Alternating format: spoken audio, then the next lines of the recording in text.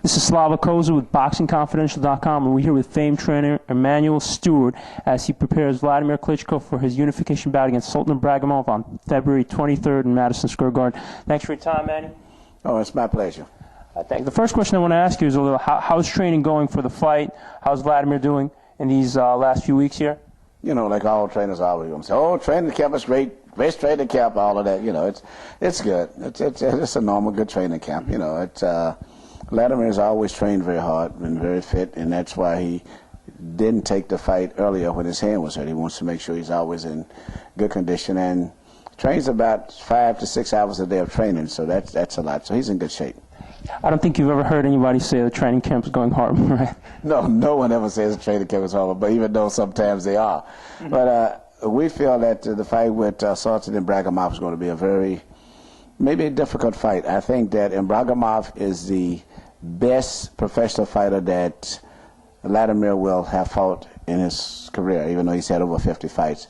I think a lot of times people are underestimating Ibragimov. They are pointing so much at the Ray Austin fight and look at how he struggled with Austin and Vladimir knocked Austin out so easy.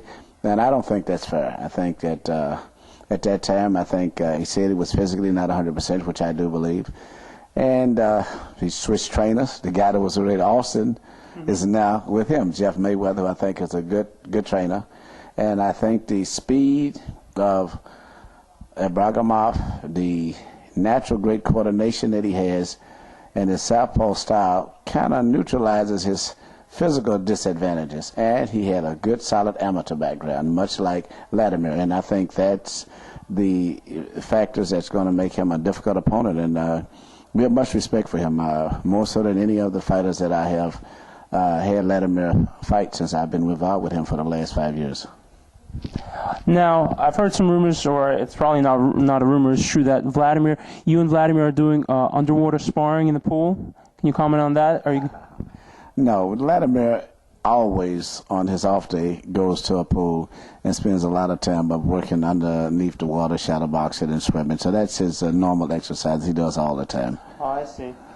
All right, well, let me ask you on a few other topics here. Now, next week we have the Kelly Pavlik versus Jermaine Taylor fight. You know, as somebody who has trained Jermaine, do you have any thoughts on what might happen in that fight? Do you have any idea, any predictions or anything like that?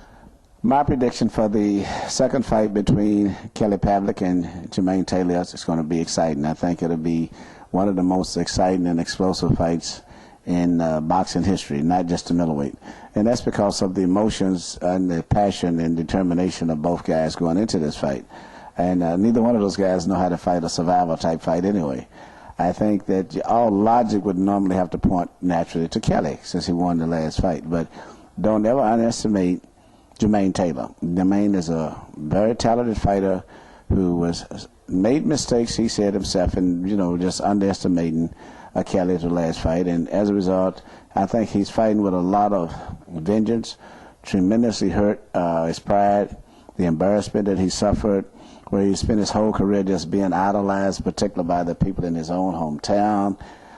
He's so humiliated that he's a very hurt person, and he's training very hard for this fight. So a determined man is always a dangerous man because he's very determined in this fight, even though Kelly has the advantage, I believe, in physical strength and size, and also the psychological advantage of, having the victory on his side, and will definitely have a tremendous favorite in the crowd. But nevertheless, I think that Jermaine still possesses a lot of danger because of the fact that I still a little questioned about Kelly's chin, even though he's survived, never lost. He still has been hurt and down a few times, and it may have been, for different reasons, off balance, but he's still been down. I think that if he fights the fight that he fought the first fight, meaning Kelly, consistency, and not letting Jermaine have any rest periods where Jermaine normally fights in outbursts, and then he likes to take a break and fights in outbursts, and that's what Kelly did the last fight. He made Jermaine fight when Jermaine wanted to take a break. He just kept fighting him, and he wore him down systematically. And if Jermaine doesn't hurt him early, it's going to be the same type fight again. Now, let me ask you another fighter you're training about, Kermit Cintron. He's got that fight coming up with Antonio Margarito. I want you to comment a little on that fight, if you can. The fight between Kermit Cintron and Antonio Margarito is going to be another fight that's going to be an explosive fight. It's a fight that Cintron has to win in order to get any credibility. He is a world champion, but he hasn't fought and defeated any of the big marquee names of the elite fighters in the welterweight division, and the only one he's ever fought was Margarito. And Margarito's really biggest claim to fame is the knockout victory over Cintron.